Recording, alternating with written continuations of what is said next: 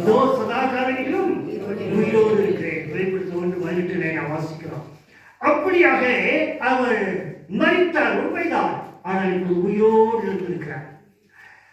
அந்த உயிர்த்தெழுந்த ஆண்டவரை வெறும் கல்லறையிலே போய் தேடுகிற ஒரு அனுபவத்தை தான் யோவானுடைய சுவிசேஷத்திலே 20ஆம் அதிகாரத்திலே 11 வசனத்திலிருந்து பார்க்கிறோம். அங்கே கல்லறை வெறுமையாக இருக்கிறார். மரியாள், மகதலேனா மரியாள் ஏமாற்றத்தோடு இங்கே நிற்கிறார். இயேசு கிறிஸ்து அங்கே தரிசனமாகி அவரை வெளிப்படுத்துகிறார். இதனை லூக்காவுடைய சுவிசேஷத்திலே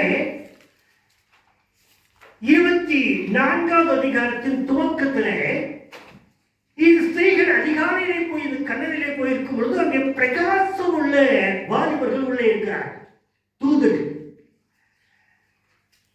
அங்கே இயேசு கிறிஸ்துவை தேடி சென்ற அந்த ஸ்திரீகளிடத்திலே அவர் சொல்லுவது மிக தெளிவாக இருக்கும். அது நீங்கள் இயேசு கிறிஸ்துவை மரித்தவரிடத்தில் தேடுகிறது என்ன? அவர் உயிரோடு எழுந்து விட்டார். அவர் உங்களுக்கு முன்பதாக அவர் கலிலேயாவுக்கு சென்றிருக்கிறார் என்று சொல்லிவிடுகிறார். மார்க்குடைய சுவிசேஷத்திலே, மத்தேயுடைய சுவிசேஷத்திலே பார்க்கிறோம். அங்கே சொல்லுகிற வார்த்தையெல்லாம் அவர் உயிரோடு எழுந்து விட்டார், அவர் சொன்னபடியே உயிரோடு எழுந்து விட்டார் என்பதுதான். அந்த உயிர்த்தெழுந்த பண்டிகை தான் கடந்த வாரத்தில் கொண்டாடிவிட்டோம். இந்த வாரத்துக்கு நமக்கு கொடுக்கப்பட்டிருக்கிற தலைப்பு உயிர்த்தெழுந்த ஆண்டவருடைய ஆற்றல் படுத்துதல் அல்லது ஆற்றல் படுத்தும் உயிர்த்தெழுந்த ஆண்டவர். Empowered by the risen Lord. உயிர்த்தெழுந்த ஆண்டவர் ஆற்றல் படுத்துகிறார், வல்லமை கொடுக்கிறார். அந்த உயிர்த்தெழுந்த ஆண்டவர் தான் ஒரு வல்லமை கொடுக்கிறார், ஒரு ஆற்றலை கொடுக்கிறார். உயிர்த்தெழுந்த ஆண்டவர் தான் ஒரு எப்பொழுது ஜெபிக்கும் பொழுது நினைவுள்ள ஒரு வசனம் உண்டு, வானத்திலும் பூமியிலும் சகல அதிகாரமும் எனக்கு கொடுக்கப்பட்டிருக்கிறது என்று சொல்வது யார்தான்? உயிர்த்தெழுந்த ஆண்டவர் தான். உயிரோடு எழுந்த பிறகுதான் சிஷ்யரிடத்தில் சொல்கிறார், வானத்திலும் பூமியிலும் சகல அதிகாரமும் எனக்கு கொடுக்கப்பட்டிருக்கிறது என்று. ஆனால் இவர்கள் இந்த வெறும் கல்லறையை தேடிக்கொண்டு போகிறார்கள். சீஷர்கள் தங்களை யூதனுக்கு பயந்து, ரோம பேரரசுக்கு பயந்து தங்களை ஒழித்துக் கொள்கிறார்கள் ஒரு பக்கம். மற்றவர்கள் பின்வாங்கி போகிறார்கள். ஆனால் அவன் தெளிவாக இயேசு கிறிஸ்து தெளிவாக தாம் உயிரோடு இருக்கும் பொழுதே சொன்னார். அதைத்தான் இந்த தூதர்களும் இந்த ஸ்திரீகளிடத்திலே நினைவுபடுத்துகிறார்கள். அவர் உயிரோடு இருக்கும் பொழுதே உங்களிடத்தில் சொல்லவில்லையா என்று நினைப்பூக்கினார்கள் என்று வாசிக்கிறார். ஞாபகப்படுத்துகிறார்கள். உயிரோடு இருக்கும்போது சொன்னாரே, இயேசு கிறிஸ்து உயிரோடு இருக்கும்போது மிக மிக தெளிவாக துல்லியமாக சொன்னார். மத்தேயுடைய சுவிசேஷம் 16ஆவது அதிகாரம் 21ஆவது வசனத்திலே வாசிங்க. மத்தேயுடைய சுவிசேஷம் 16ஆவது அதிகாரம் 21ஆவது வசனம். ஸ்திரீகளும் பிள்ளைகளும் தவிர சாப்பிட்ட புருஷர்கள் ஏறக்குறைய 5000 பேராய் மத்தேயு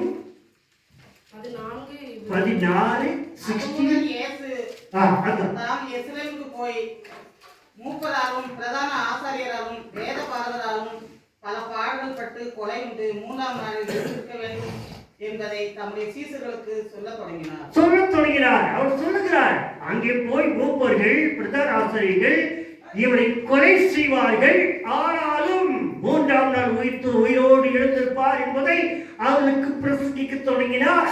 அடுத்த அதிகாரத்தில் 17 Matthew chapter 17:23 23ஆவது வசனம். அவர்கள் அவரை கொலை செய்வார்கள், ஆகிலும் 3ஆம் நாளில் உயிர்த்தெழுந்திருப்பார். கொலை செய்வார்கள், 3ஆம் நாள் உயிரெழுந்திருப்பார் என்று அவர்களுக்கு மிகுந்த துக்கம் அடைந்தார்கள். அவர்கள் மிகுந்த துக்கம் அடைந்தார்கள். ஆனால் சொல்லுகிறார், கொலை செய்வார்கள், ஆனாலும் 3ஆம் நாள் உயிரோடு எழுந்திருப்பார். மற்றெல்லாம் தெளிவாக சொல்லிக்கொண்டே தான் இருக்கிறார். உயிரோடு இருக்கும் பொழுதே தன்னுடைய மரணத்தையும் அதே நேரத்தில் உயிர் தொழுதையும் அதே மற்றவருடைய சுவிசேஷம் 20வது அதிகாரத்தில் 19வது வசனத்தில் மறுபடி அவர்கள் மறந்துவிடக் கூடாது என்பதற்காகவோ தெரியவில்லை, மறுபடி உறுதிப்படுத்தி சொல்லிக் கொண்டே இருக்க தன் மறிக்கிற விதம் இன்னும் விதமாக இருக்கும். கொலை உண்டு தான் சாவே, இயற்கை மரணம் அல்ல, கொலை உண்டு சாவே என்பதை தெளிவாக சொல்கிறார். ஆனாலும் வாசிங்க 20 பரியாசம் பண்ணவும் அடிக்கவும் சிலுவையில் அறையவும் இடத்தில் ஒப்புக் கொடுப்பார்கள். ஆயினும் 3ஆம் நாளிலே அவர் உயிரோடு எழுந்திருப்பார் என்றார். ஆமா, அந்த மரணம் இப்படிப்பட்ட மரணம், அது எப்பேற்பட்ட மரணம் என்பதை கூட அவர் தெளிவாக சொல்ற, சிலுவையில் அடிப்பார்கள், சிலுவையில் அடித்து கொள்வார்கள் என்பதை கூட தெளிவாக சொல்கிறார். ஆனால் அந்த எல்லாத்தையும் முடிவு பார்த்தீங்களா? மத்திய 16:21, 17:23, 10:20, 19 பார்த்தீங்களா? கடைசி முடியும் போது உயிரோடு எழுந்திருப்பார் 3ஆம் நாள் தெளிவாக சொல்கிறார். ஆனாலும் இந்த சீடர்கள், அவரோடு கூட இருந்த பெண்மணிகள், ஸ்திரீகள் எல்லாரும் மறந்து காலியான கல்லறையை தேடி ஓடுகிறார்கள். விசுவாச குறைவு, பயம், விரக்தி, ஏமாற்றம் இவைகளுடைய கண்களை மறைத்திருக்கின்றன. ஆனாலும் இயேசு கிறிஸ்து அவர் தயவுள்ளவராக, வல்லமையுள்ளவராக அவருக்கு காட்சி அளிக்கிறதை நாம் தொடர்ந்து பார்க்க முடியும். இவர்களுக்கு அவர் காட்சி அளிக்கிறார்.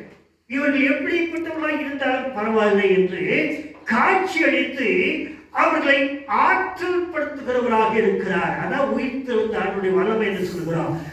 அதே போல இந்த நாளிலும் சபையிலே வந்திருக்கிற நம்ம ஒவ்வொருவரையும், சபையார் ஒவ்வொருவரையும், இந்த திருவரையில் இருக்கிற ஒவ்வொருவரையும் கர்த்தர் தன்னுடைய உயிர்த்தெழுந்த வல்லமையெல்லாம் ஆற்றல் படுத்தும்படிய விசுவாசத்தோடு காத்திருப்போம். திருவசனங்களால் கர்த்தர் ஒவ்வொருவரையும் வல்லமையினாலே, உயிர்த்தெழுந்த வல்லமையினாலே ஆற்றல் படுத்துவாராக. முதலாவதாக மார்க்குடைய சுவிசேஷம் 14வது அதிகாரத்தில் 9வது வசனம்.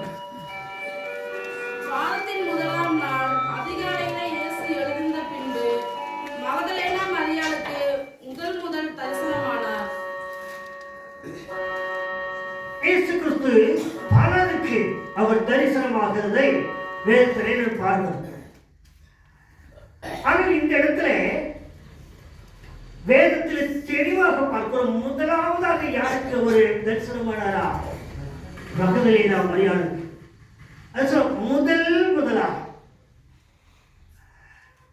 முதலாவதாக என்று சொல்லியிருக்கிறார். அதை வலியுறுத்தி சொல்லும்படியாக மகதலேனா மரியாளுக்கு முதலாக அவர் தரிசனமானார் என்று. ஆனால் இந்த இடத்துல இந்த மகதலேனா யார் என்று நாம் பார்க்கும் பொழுது அவரிடத்தில் 7 பிசாசுகள் குடிகொண்டிருந்தது. அவைகளை இயேசு முன்பதாக துரத்தி இருந்தார். அப்பேற்பட்ட மகதலேனா மரியாளுக்கு தான் ஆண்டவராக இயேசு கிறிஸ்து முதல் முறையாக தரிசனமானார். முற்காலங்களிலே அவருக்கு சரியான வாழ்க்கை சரித்திரம் கிடையாது. பிசாசின் பிடியினால் அவள் பாதிக்கப்பட்டிருந்தாள், பாடுபட்டுக் கொண்டிருந்தாள். மற்றவர்களை போல ஒரு பெரிய பரிசுத்தம் அல்ல. ஆண்டவர் இயேசு கிறிஸ்து முதல் முறையாக தன்னுடைய அன்னைக்கு, அன்னை மரியாளுக்கு, தன் சொந்த தாய்க்கு ஒரு தரிசனமாக இருக்கிறார். அவர்கள் ஒரு பரிசுத்த தாய். அந்த பரிசுத்த தாய்க்கு அவர்கள் முதலாவதாக தரிசனமாயிருக்கிறார். இவருக்காக ஜீவனையே கொடுப்பேன் என்று சொல்ல அநேகருக்கு பின்பற்றி வந்தவர்கள் இருக்கிறார்கள். அவர்களுக்கு தரிசனமாக இருக்கிறார். ஆனால் இந்த உலகம் புறக்கணித்திருந்தவர்களை அவர் தேர்ந்தெடுத்து இந்த மகதலேனா மரியாளுக்கு விடுதலை கொடுத்து அவரை ஏற்றுக்கொண்டிருந்தார். அந்த மகதலேனா மரியாளுக்கு அவர் தரிசனமாகி இன்னும் மென்மேலும் அவர்கள் பலனடைந்து சுவிசேஷத்தை இந்த உலகுக்கு அறிவிக்கும்படியாக அந்த உயிர்த்தெழுந்த ஆண்டவருடைய வல்லமையினால் அவர் ஆற்றல் வளர்த்தினார் என்பதை இந்த நடவுத்திலே பார்க்கிறோம். நடிலும் கூட இது போன்ற நம்ம பலன் இழந்து, ஆற்றல் இழந்து, வல்லமை இழந்து தவித்துக் கொண்டிருக்கிறோமோ? பழைய காலங்களை நினைத்து நாம் வெடிக்கப்பட்டிருந்த அடிமைப்படுத்தப்பட்டிருந்த சூழ்நிலைகளை நினைத்து கடந்து கொண்டிருக்கிறோமோ, உயிர்த்தெழுந்த ஆண்டவர் மத்தியிலே தரிசனமாகி நம்மை ஆற்றல் படுத்த உயிரோடு இருக்கிற ஆண்டவர் இன்றும் மாறாதவராய் இருக்கிறார். மரித்தேன் ஆனாலும் சதாகாலம் உயிரோடு இருக்கிறேன் சொன்ன அந்த உயிர்த்தெழுந்த ஆண்டவர் மகதலே நாம் மரியாளுக்கு காட்சி கொடுத்து ஆற்றல் படுத்துகிற ஆண்டவர் இந்த நாளிலும் உயிரோடு இருக்கிறார். நம்மையும் ஆற்றல் படுத்த வல்லவராய் இருக்கிறார். உயிர்த்தெழுந்த ஆண்டவரிடத்துல நம்மை ஒப்பு கொடுப்போம். நம்முடைய தகுதியை பார்க்கிறவர் அல்ல, அவர் நமக்கு தரிசனமாகி நம்மை ஆற்றல் படுத்துவதாக இருக்கிறார். இரண்டாவதாக மத்தேயுடைய சுவிசேஷத்திலே 28வது அதிகாரத்திலே 9வது வசனத்தை வாசிப்போம். அவர்கள் அவருடைய சீசர்களுக்கு அறிவிக்க போகிற போது இயேசு தாமே அவர்களுக்கு எதிர்பட்டு வாழ்க என்றார். அவர்கள் கிட்ட வந்து அவர் பாதங்களை தழுவி அவரை பணிந்து கொண்டார்கள். அங்கே சீஷர்களுக்கு அவர் தரிசனமாகிறதை பார்க்கிறோம். இன்னும் குறிப்பாக பவுல் சொல்கிறார், குறிப்பிட்டு சொல்கிறார், இந்த சீஷர்கள் எல்லாம் சீஷர்களுக்கு தரிசனமாகிறார். ஆனால் சீஷர்களிடத்திலே முக்கியமாக முதலாவதாக சீஷரிடத்திலே மொத்தத்திலே ஒரு உயிர்த்தெழுந்ததிலே மகதலேன மரியாளுக்கும் முதலாக தரிசனமாகிறார். சீஷர்களிலே இந்த செய்தியை கேட்ட உடனே பேதுரு எடுத்து வேகமாக ஓடி கடலைக்கு போனார் என்று பார்க்கிறோம். அந்த பேதுருக்கு முதலாக தரிசனமானதாக பரிசுத்த பவுல் சொல்கிறார். 1 கொரிந்தியர் 15ஆம் அதிகாரத்திலே 3ஆம் வசனத்திலிருந்து வாசிக்கிறோம். முதலாவது கேபாவிற்கும் பின்பு சீஷனுக்கும் அப்போஸ்தலருக்கும் கடைசியாக அகால பாவியாகிய எனக்கும் தரிசனமானார் என்று பவுல் சொல்கிறார். ஆக முதலாவதாக கேபாவுக்கும், கேபா என்றால் பேதுரு தான் கேபா. இனி நீ பேதுரு எனப்படாமல் கேபா என அழைக்கப்படுவாய் என்று இயேசு கிறிஸ்து அவருக்கு ஒரு பேர் வைத்துக் கொடுத்தார். இயேசுவே ஒரு தேவனுடைய மெய்யான தேவனாகிய குமாராகிய இயேசு கிறிஸ்து என்று சொல்லும் பொழுது இனி நீ பேதுரு என்று அழைக்கப்படாமல் கேபா என அழைக்கப்படுவாய் என்று இயேசு கிறிஸ்து பேர் கொடுத்தார். அதைத்தான் இந்த இடத்துல பவுல் சொல்கிறார்.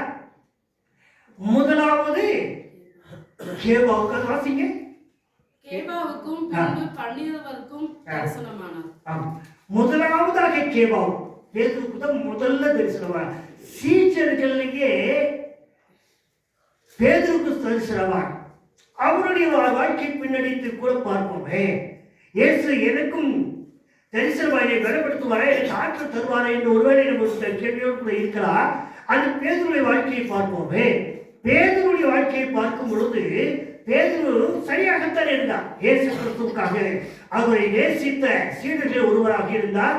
முக்கியமான எல்லா சூழ்நிலைகளிலும் 12 வயதுள்ள சிறுமி இறந்த பொழுது அந்த அறைக்குள்ளேயே இயேசு கிறிஸ்து 3 வரை கூட்டிக் கொண்டு போகிறார். பேதுரு, யாக்கோபு, யோவான்.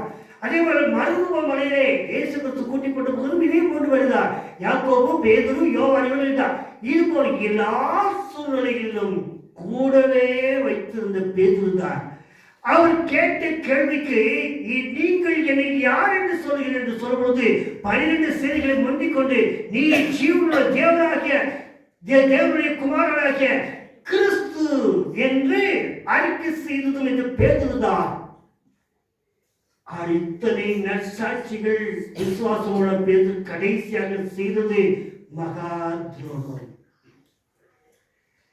இயேசு கிறிஸ்துவை சிறைபிடித்தார்கள். சிறைபிடிக்கிற கட்டம் வரைக்கும் பேதுரு ஒரு வீரராக இருந்தார். கிறிஸ்துவுக்காக எதையும் துணிகரமாய் செய்யக்கூடியவராக இருந்தார். அந்த இடத்துல இயேசு கிறிஸ்துவை சிறைபிடித்த பொழுது சிறைபிடித்த ஒரு படையாளியினுடைய ஒரு வாளை எடுத்து வெட்டின பொழுது ஒரு படைய வீரனுடைய காது துண்டாக விழுந்தது. அத்தனை வீரத்தோடு கூட இயேசுவுக்காக போராடின ஒரு போர் வீரன் தான் இந்த பேதுரு. ஆனால் இயேசு கிறிஸ்துவை சிறைபிடித்து கொண்டு போடும் பொழுது ஆண்டவர் சொல்லும்படியே அகேரோது மாளிகளே இயேசு கிறிஸ்துவை விசாரித்துக் கொண்டிருக்கிறார்கள். வாசலிலே வந்து இவரை இயேசு கிறிஸ்துவ கூட்டாளிகள் கொண்டு ஒருவர்தான் என்று பேதுருவை சொல்லும் பொழுது நான் இல்லை என்று சொன்னார். அந்த இயேசு கிறிஸ்துவை எனக்கு தெரியாது என்று மறுதளித்தார். மறுதளித்த மகாபாவியாக மாறிவிட்டான். இன்னும் வேதம் சொல்கிறது, அவன் மறுதளித்தது மட்டுமல்ல, அவரை யார் என்று தெரியாது என்று சத்தியம் பண்ணவும் அவரை சபிக்கவும் துவங்கினார். கற்பனை செய்து பாருங்க, இயேசு கிறிஸ்துவின் போதனையை நேர கேட்ட பேதுரு, மத்தேயு சுவிசேஷம் 5ஆம் அதிகாரத்தில், வானத்தின் மேலாகிலும் பூமியின் பேரிலாகிலும் உன் சிரசின் மேலாகிலும் சத்தியம் செய்யாதிருப்பாயாக என்று சொன்னார். இந்த இடத்துல அந்த இயேசுவை எனக்கு தெரியவே சத்தியம் பண்ணுகிறார். அதோடு நிக்கல, சபைக்கும் தொடங்கினார். அது இயேசு நாசமா போல எனக்கு என்ன, அவர் சத்தா எனக்கு என்ன, அவர் அடிக்கட்டும், நல்லா அடிக்கட்டும், சபைக்கவும் தொடங்கினார். துரோகம். நாம் இத்தனை நாளும் யூதாசை மட்டும்தான் திட்டிக் கொண்டிருந்தோம். அதற்கு இணையாக பேதுரு அப்படித்தான் பின்வாங்கி விட்டார். அவரை தெரியாது என்று சத்தியம் பண்ணிவிட்டார். அது மட்டுமல்ல, அவரை சபைக்கவும் துவங்கிவிட்டார். அத்தனை துணிகரமாய் இயேசு கிறிஸ்து 3 நாள் உயிரோடு வந்தவுடனே நாமளா இருந்தா ஏதோ ஒரு உதாரணத்துக்கு வச்சுக்கிறோமே, ஏதோ ஒரு சிக்கலை மாட்டிக்கிட்டோம், போலீஸ் வந்து பிடிக்கிறாங்க.